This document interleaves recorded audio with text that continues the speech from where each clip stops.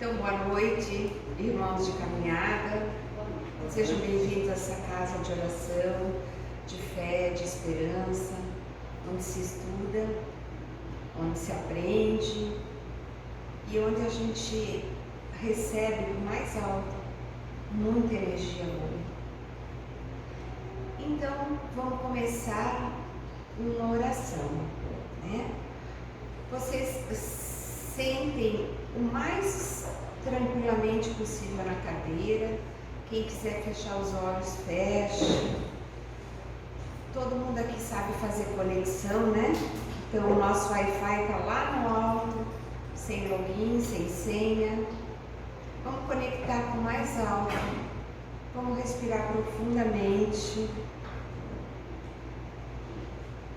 E vamos iniciar agradecendo ao Criador, como criaturas que somos. Esse dia, mais um dia de vida, o alimento, o ar, a água, a casa, os animais, as flores, as frutas, os nossos amigos, nossos irmãos, nossa família, nossas alegrias e também nossas dores, porque elas também nos impulsionam na caminhada, elas também nos ajudam a evoluir. Vamos agradecer profundamente essa nossa encarnação. Vamos pedir aos bons espíritos que estejamos abertos o suficiente para receber todas as bênçãos e as graças que o Criador nos fornece. E vamos agradecer aos espíritos protetores dessa casa e pedir humildemente ajuda na condução do trabalho de hoje. Que assim seja. Então, o texto de hoje é a continuação do texto da quarta-feira passada. É o capítulo 10 do Evangelho segundo o Espiritismo, que fala: bem-aventurados os que são misericordiosos. Como o capítulo é extenso, foi dividido em dois. Então, os itens 1 a 13 já foram falados semana passada e nós reiniciamos hoje do 14 até o 21 para terminar o capítulo. Hoje a gente vai falar sobre instruções dos espíritos, sobre o perdão, sobre a indulgência, sobre a misericórdia e também como é que a gente faz quando a gente precisa ou acha que tem que repreender alguém. Visto que todos somos imperfeitos, como é que se justifica isso? Então vamos lá começar com o perdão das ofensas, que não é uma coisa fácil. Quem dentre nós nunca foi ofendido? Quem dentre nós nunca ofendeu? Nunca magoou? Nunca mentiu?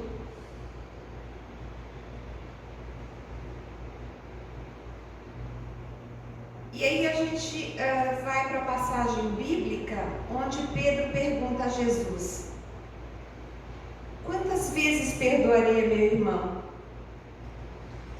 Bem resumidamente essa passagem, né? E Jesus diz, não 7, mas 70 vezes 7.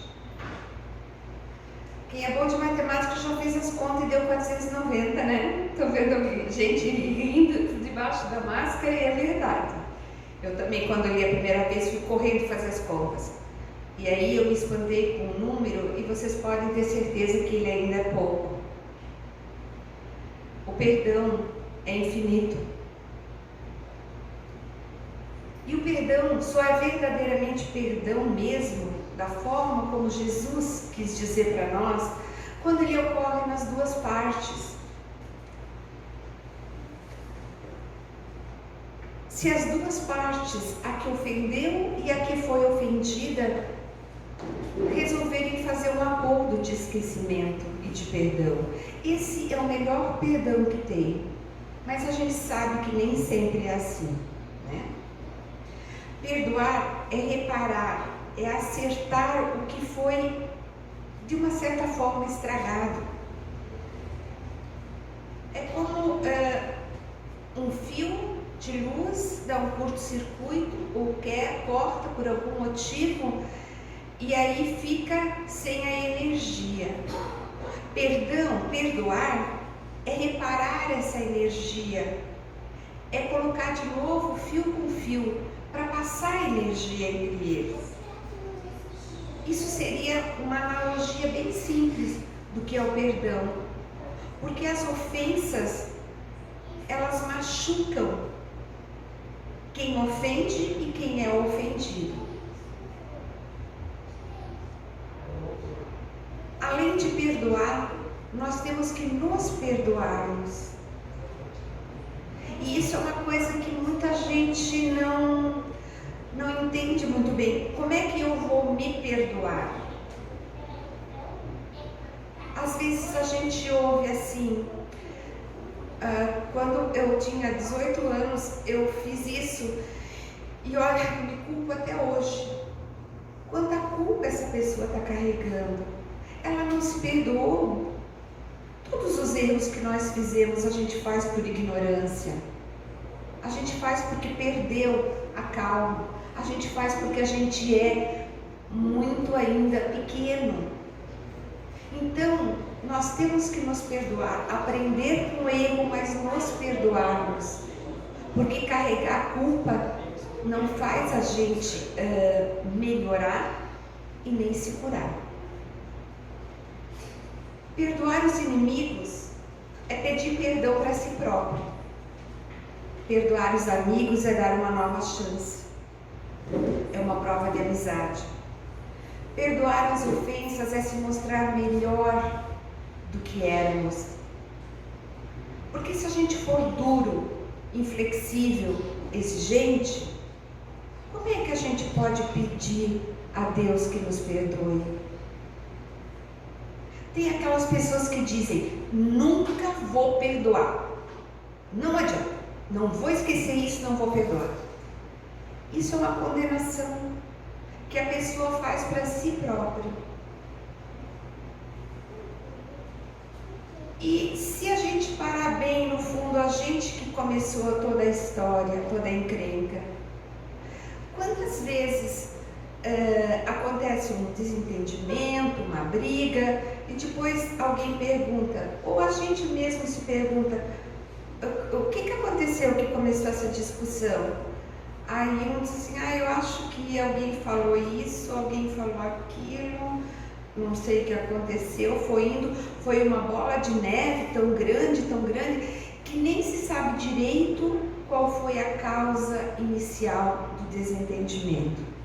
Mas fica a mágoa, fica a dor e fica o ressentimento.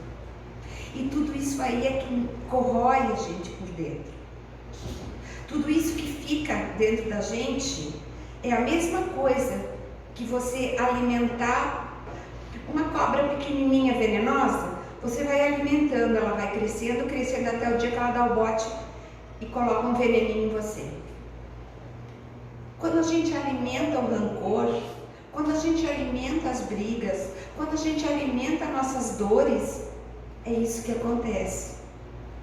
E depois, inevitavelmente, vai virar doenças, de alguma forma.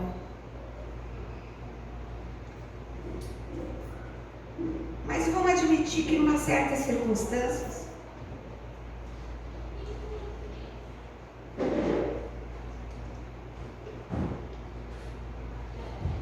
num determinado momento, nós fomos mesmo ofendidos. O que a gente deve fazer? Vocês já leram alguma coisa sobre Jesus retrucando? Jesus se defendendo? Não.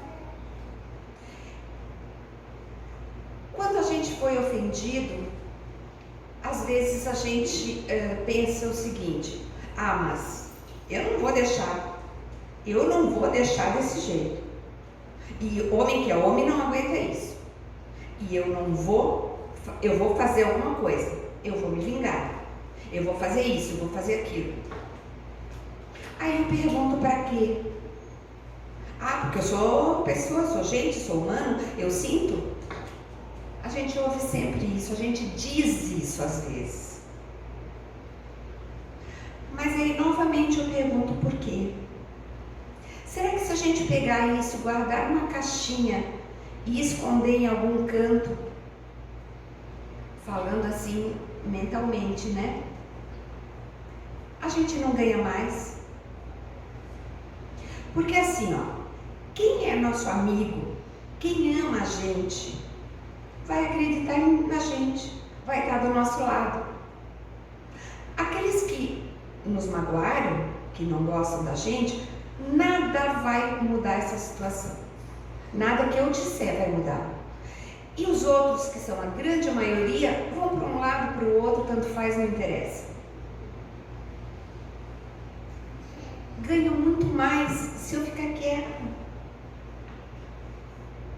do que se eu alimentar cada vez mais essa desunião, que acontece principalmente entre as pessoas mais próximas. O próximo mais próximo é o que está mais próximo e é o que vai levar e ganhar mais coisas minhas, tanto boas quanto ruins. Mas se a gente quer ser perdoado quando a gente erra, a gente tem que saber perdoar. Cada ofensa, tantas vezes quanto for necessário, ilimitadamente. É por causa disso que 490 ainda é pouco, tá? É ilimitado. O Criador não perdoa todos os nossos erros, que não são poucos. Porque nós, criaturas, ainda se desenvolvendo, tão longe da perfeição, não podemos fazer também isso. E o mérito do perdão, ele é proporcional ao agravo. Se alguém diz assim, tu é feia, mas se alguém me dá um soco, são duas coisas distintas, né? O perdão de quem me machucou fisicamente, ele é mais difícil, mas ele é mais meritoso. Então tem que pensar nisso também, que o perdão, ele também tem peso e medida nesse sentido. E tem duas formas de perdoar, gente. Aquele perdão da boca e o perdão do coração. Eu olho para você que me fez algum mal, eu digo, eu te perdoo. Mas aqui, do lado de cá, escondidinho, eu não quero nunca mais ver esse cara na minha frente. Que o diabo carrega não sei para onde. Esse é o perdão de boca, né? Será que é esse o perdão que Jesus falou, 70 vezes 7? Não. O perdão de verdade é aquele que lança um véu sobre os acontecimentos. O esquecimento completo e absoluto das ofensas é o mérito das grandes almas, que não é ainda o nosso caso. E isso é importante. Talvez a gente pense às vezes, eu perdoei, mas eu não consigo esquecer. Natural. Nós estamos no processo de evolução. Nós estamos caminhando para conseguir esse perdão com esquecimento total, um perdão absoluto com esquecimento total. Mas ainda nem todos chegamos lá. Perdoar é um processo. A gente está aprendendo. É quando aprende matemática, primeiro aprende os números, depois a somar 1 mais 1, depois a diminuir, depois a multiplicar, dividir, chega em equação e lá vai. É um processo, é um aprendizado. Então, é importante que a gente vá treinando. Perdão. sinta mais a dor, o rancor, a mágoa. Mas se às vezes ainda eu lembro que aconteceu isso, é natural, eu estou no caminho. Eu tenho que tirar de dentro de mim a dor. Mas se eu não esqueço totalmente, se às vezes eu lembro, mas não tenho raiva de alguém, eu já estou num caminho, bem bom para nós, gente. É isso que a gente tem que entender. Perdoar é uma coisa. Esquecer completamente é o mérito das grandes almas. Se a gente não consegue ainda isso, a gente vai conseguir um dia. A gente só precisa ir treinando.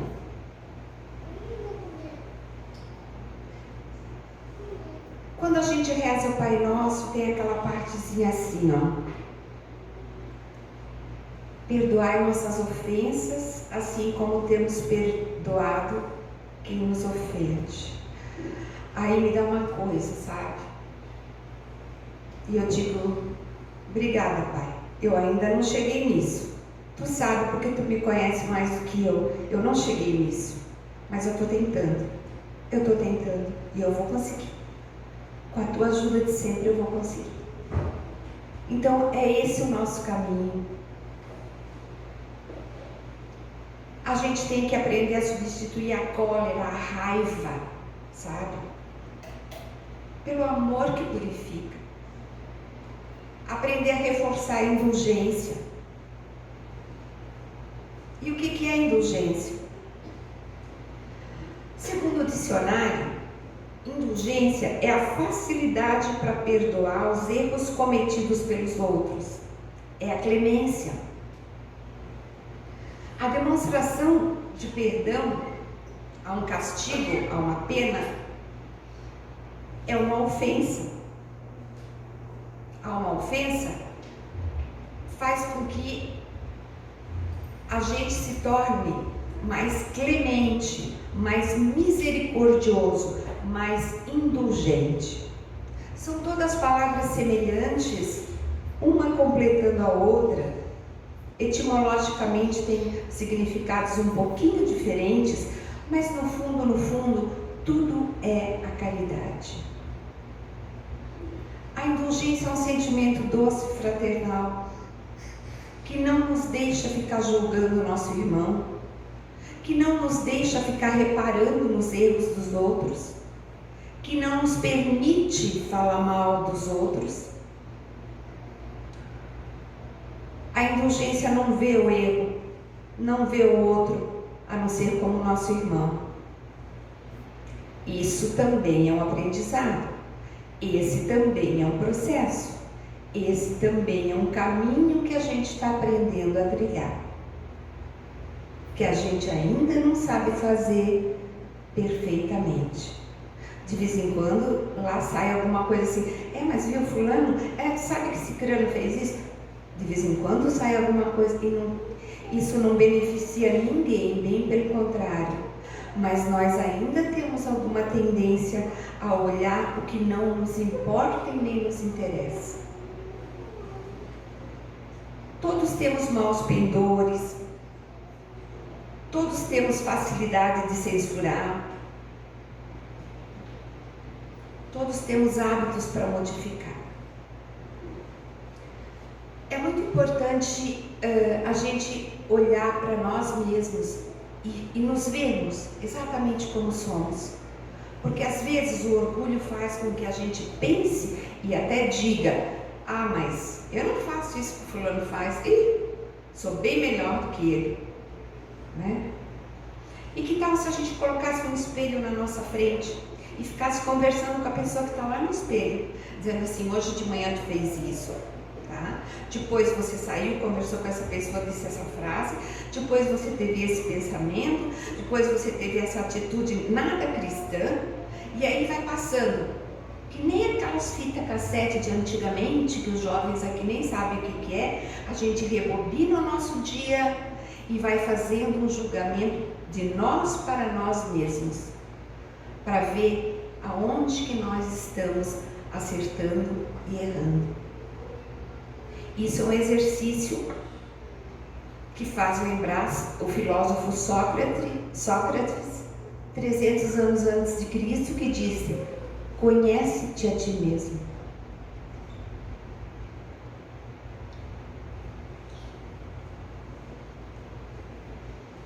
Nós somos um espírito em evolução.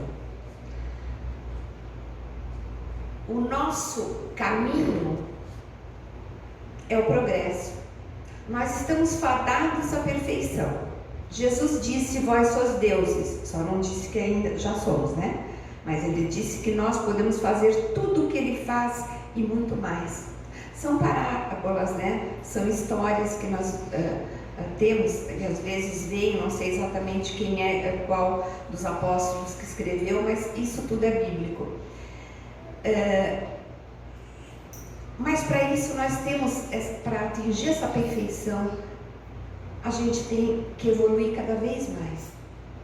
E cada encarnação é um pouco de evolução. A gente nunca retrocede. A gente pode não lembrar do que aconteceu nas outras encarnações. A gente pode ter uma ideia do que fomos, analisando hoje como estamos. E podemos ter uma ideia de como estaremos, analisando hoje como somos.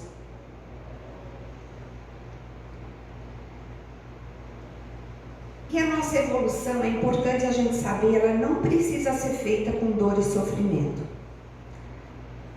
As dores são inevitáveis, mas o sofrimento mesmo é um pouco opcional. Nós podemos fazer a nossa evolução sem tantas dores.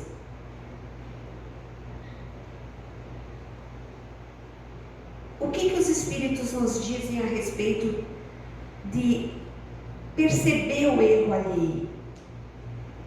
Não sendo perfeito, nós temos o direito de repreender o próximo?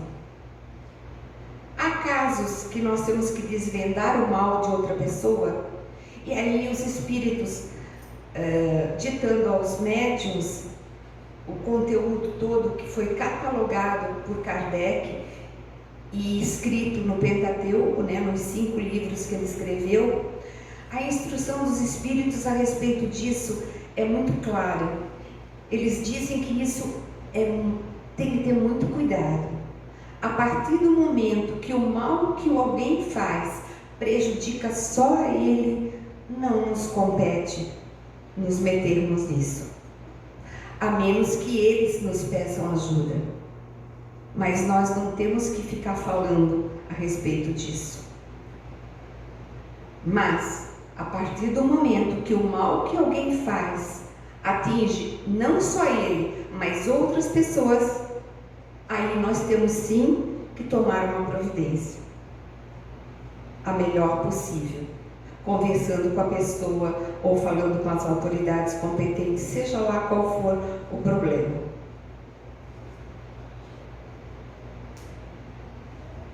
Até a frase é assim: se porém podem acarretar prejuízo a terceiros, se as imperfeições de uma pessoa só ela prejudicam, nenhuma utilidade haverá nunca em divulgá-lo. Se porém podem acarretar prejuízo a terceiros, deve-se atender de preferência ao interesse do maior número. Essa é a instrução dos espíritos superiores. Porque nós temos muita tendência a nos acharmos melhores que os outros muitas vezes. É aquilo e de reparar no que os outros fazem em detrimento da gente. É aquilo que foi falado quarta-feira passada sobre a trave e o argueiro, né? Eu não vejo o cisco no olho do outro, eu não vejo o cisco no meu olho, mas eu vejo a trave. Não, ao contrário, né? Eu estou me confundindo. Isso significa que eu tenho mais facilidade para ver o cisquinho que o outro tem do que a trave que eu tenho no olho. Por que Jesus falava dessa forma? 70 vezes 7, o argueiro, a trave. Por que Jesus falava por parábolas? Por que Jesus falava em coisas assim simples, mas que não pode podem acontecer na prática. Esse é um exemplo da preocupação de Jesus em eternizar suas palavras. Veja bem, ele usava coisas simples e chamativas, até assim meio absurdas, né?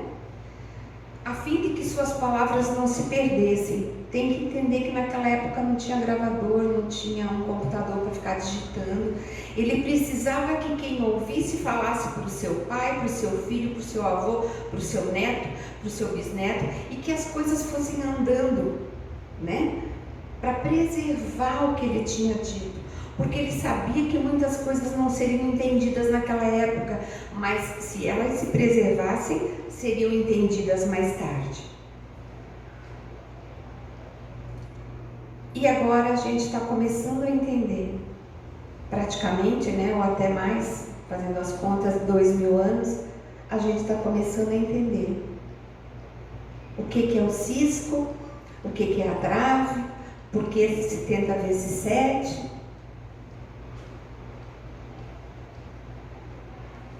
E aí fica a admirável obra, né? O admirável Kardec, que codificou essa doutrina chamada por Jesus do Consolador, porque ele disse, ele prometeu, quando ele estava aqui encarnado, que viria o Consolador.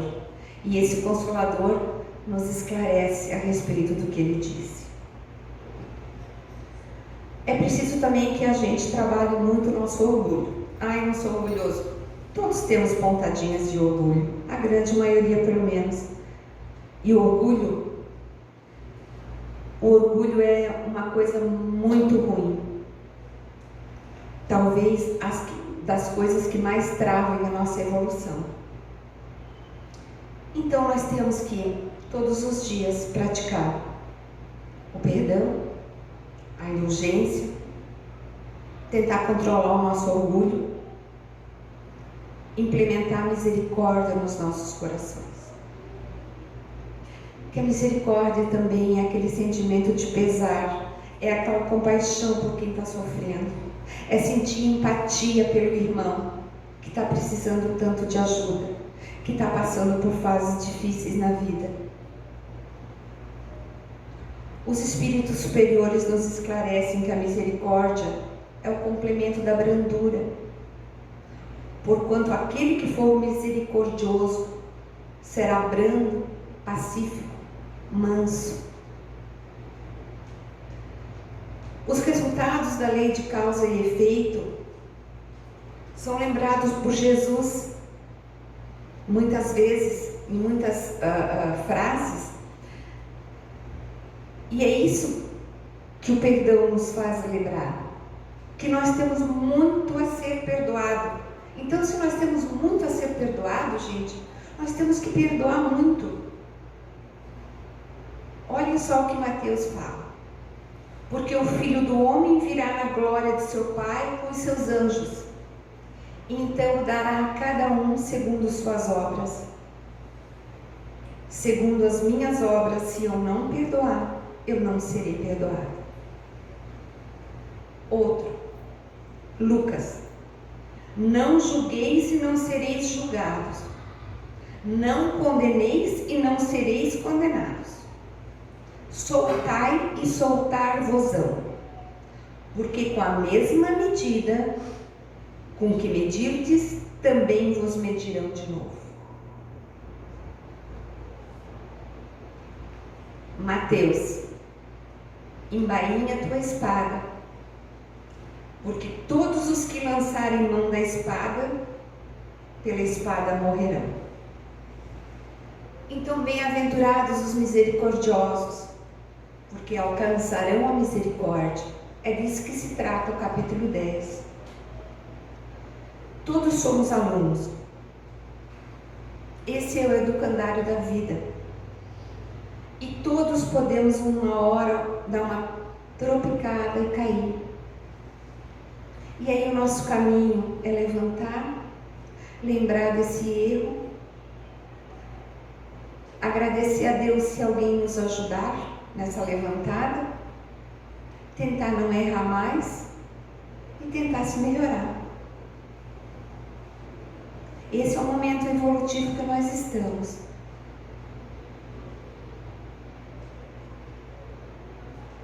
E quanto mais brandos, humildes, pacíficos formos, melhor. Mais fácil, quando a gente coloca uma roupa, vamos imaginar uma roupa que faz com que as ameaças que vêm de fora não nos atingem. Porque esse invólucro que nós colocamos é a nossa mansuetude, é a nossa brandura. Então as coisas boas nos chegam, mas as coisas ruins, elas não nos atingem. Porque nós estamos vibrando na paz. Conseguimos isso sempre o dia todo? Não. Se a gente conseguisse isso o tempo inteiro, a gente nem estava mais aqui. A gente já estava num lugarzinho bem melhor. Mas é o que eu falei, é um processo. Nós estamos treinando, a gente está fazendo estágio, né? A gente está na escola e fazendo estágio. Vamos agora então para a oração final. E antes só um aviso, né? Depois da oração nós temos o passe magnético coletivo e esclarecer que o passe magnético ele não é obrigatório. Então, se alguém não tem necessidade ou não quer ficar para o passe, depois da oração essa parte está terminada e aí começa o passe. E os que quiserem permanecer, fiquem nos seus locais que receberão o passe, certo? Então a gente vai de novo para o começo, relaxando o nosso corpo, fechando os olhos se quiser. Vamos meditar nisso. O quanto temos conseguido melhorar na nossa caridade, na nossa compaixão, na indulgência, na misericórdia. Te agradecemos, Pai, pelo que evoluímos, mas sempre te pedimos, sempre pedindo. Hoje, especialmente, que saibamos exercer essas virtudes para com todos, particularmente com aqueles que nos ferem. E reconhecemos que unicamente assim conseguiremos resgatar os nossos débitos de amor para com o próximo. Dessa forma, percebemos por fim que todos nós, para viver, conviver e sobreviver, precisamos em qualquer parte e em qualquer circunstância da bondade e da compaixão de Deus. Te agradecemos, Pai, pela vida e pelo entendimento. Pedimos teu amparo e agradecemos pelas bênçãos de hoje que todos recebemos. Aos espíritos protetores dessa casa, nossa gratidão, que assim seja hoje e sempre.